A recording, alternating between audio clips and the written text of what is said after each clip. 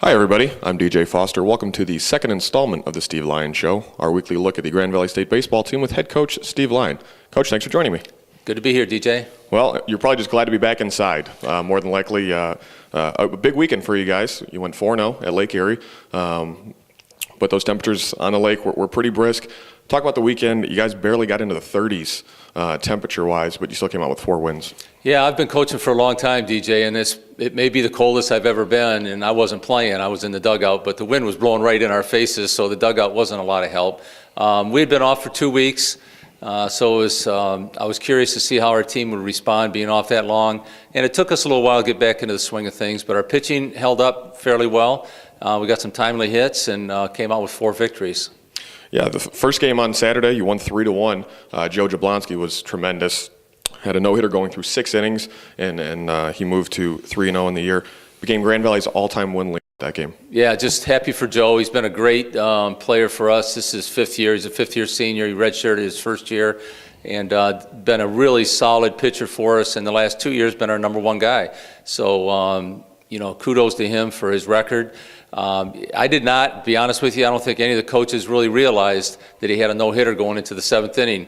It was cold, we were trying to stay warm, but he'd give him up a couple walks, and we had an error behind him, I think. So they had some base runners, and then, 3-0 lead in the 7th inning with Joe on the mound, you kind of figure it's over.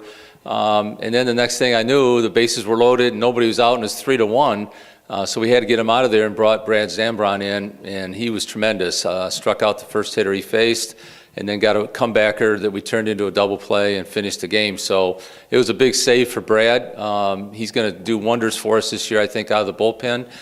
Pitched in 3 games this weekend, did well all 3 games. And then, of course, again, Joe, congratulations to him for his record and for another win in 2011. Sure, that's a great accomplishment for him. You made it a little easier in the second game, winning 10-1. You put up runs in 5 of the 7 innings. Torrey Aguirre started with a 3-run homer in the first inning, kind of got you guys rolling. And Scapel gave up only 4 hits and had 14 ground ball outs. Talk about his performance. Yeah, it was great. Him and Joe were similar on Saturday in terms of their numbers. And he pitched real well for us, 6 innings, did well, got the victory. And Torrey's home run in the first inning kind of let us breathe a little bit. You never know how you're going to come out in the second game. You're cold, you got a 25-minute rest in between, and then you come back out and play again. But to get 3 runs in the first inning. And in fact, we scored in the first inning of every game this weekend, which is really key. It takes a little bit of pressure off the pitcher. He doesn't feel like he's got to throw a shutout.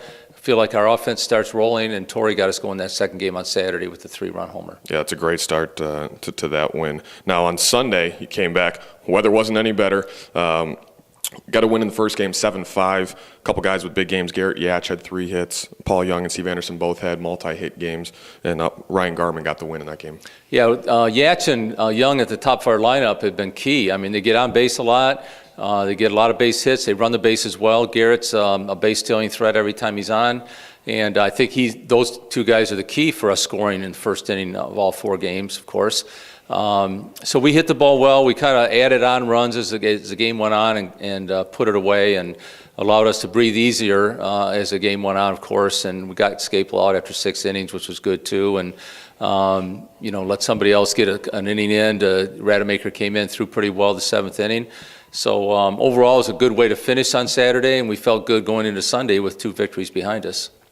Yeah, and then the second game on Sunday, it was a close one until the 7th. It was a 3-1 game. Then you put up 9 runs. Paul Young had the grand slam, which was obviously the big hit that inning. Your 3rd grand slam of the year already. So that completed the sweep. Talk about closing out with a good 12-1 win. Yeah, both games were good on Sunday, and 12-1 sounds like a lopsided victory, but like you said, it was 3-1 and a close game. We had a couple trying moments defensively and pitching wise where we.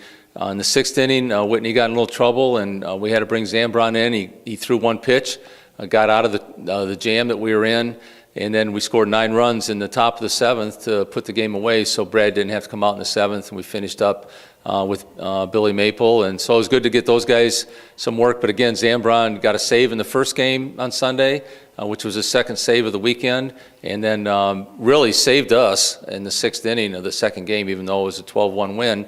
3-1 with their best hitter on deck and the bases loaded.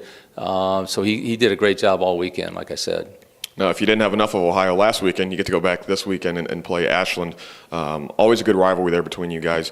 It seems like it's Grand Valley and Ashland every year, either 1 or 2 in the GLIAC and even in the region. Talk about the preview for this weekend. Yeah, they're always good. Luckily, we didn't look beyond Lake Erie and played well this weekend, but now our focus will be on getting ready for Ashland. They've got a great program. Coach Sally does a great job with their program, and it's a good rivalry where I think we enjoy playing each other because of the competitiveness.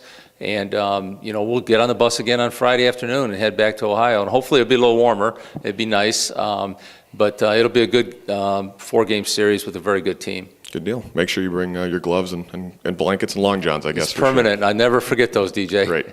Well, we'll talk to you again next week then. Thanks. Thank you for joining us on the Steve Lyon Show here on the Grand Valley Sports Network. I'm DJ Foster. We'll talk to you next week.